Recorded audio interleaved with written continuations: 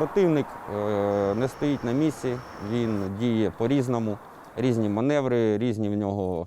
My specific task, and that of my men, is to hold back the enemy. My job is to command the battle, to provide for the lads, and to destroy the enemy. The first and most important thing is the lives of all my brothers in arms, all my fighters, all our men. We do a lot of work to ensure that. We face all sorts of situations. The enemy doesn't stand still. They act in different ways, use different maneuvers, try different tactics, but we also stand firm. We see how everything unfolds, and we try to act faster than the enemy. That means thinking faster, acting faster, because they have more manpower, much more, but we cope. Let me tell you one particular story.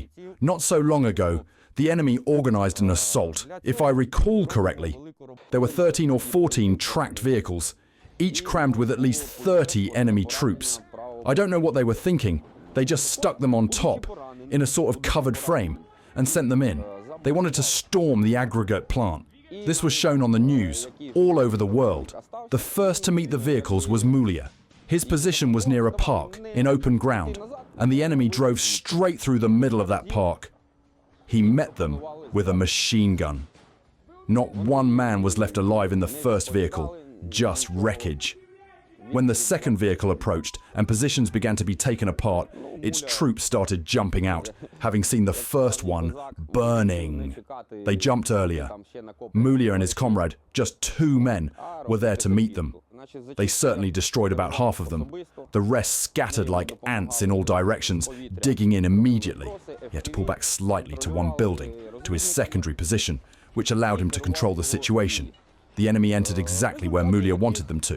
He had prepared the position to look safer from their perspective, drawing them in. Once they gathered there, the explosives were triggered.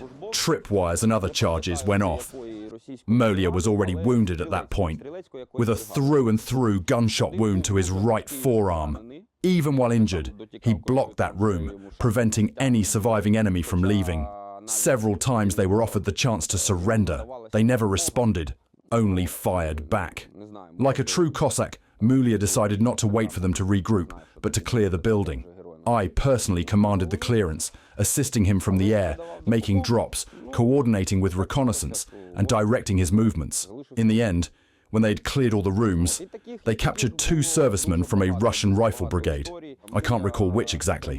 One was severely wounded, bleeding out, with no real chance of survival. Yet even though he was the enemy, he was given medical aid. Perhaps that's just human decency. You'd have to ask Mulia himself what he was thinking. The man died anyway, leaving 1 prisoner. There have been many such stories. Mulia has always held positions firmly. We had some very important positions. I won't name them. Once, they fought inside a building. The enemy was on one side of the wall. They were on the other, just a couple of meters apart. The enemy outnumbered them. For Mulia, it took no more than 3 or 4 hours to eliminate them all. The result is always the same. He tells them to surrender. They refuse. They're warned. They don't listen. And they end up fertilizing the earth. When the war will end, no one knows how or when that will be. We have brothers who have given their lives for our future. I will probably organize search operations to find all the fighters I can, those who remain, in the sky and in the ground. Я буду організовувати пошукові роботи та шукати всіх бійців, яких зможу знайти, які залишились на небі та в землі.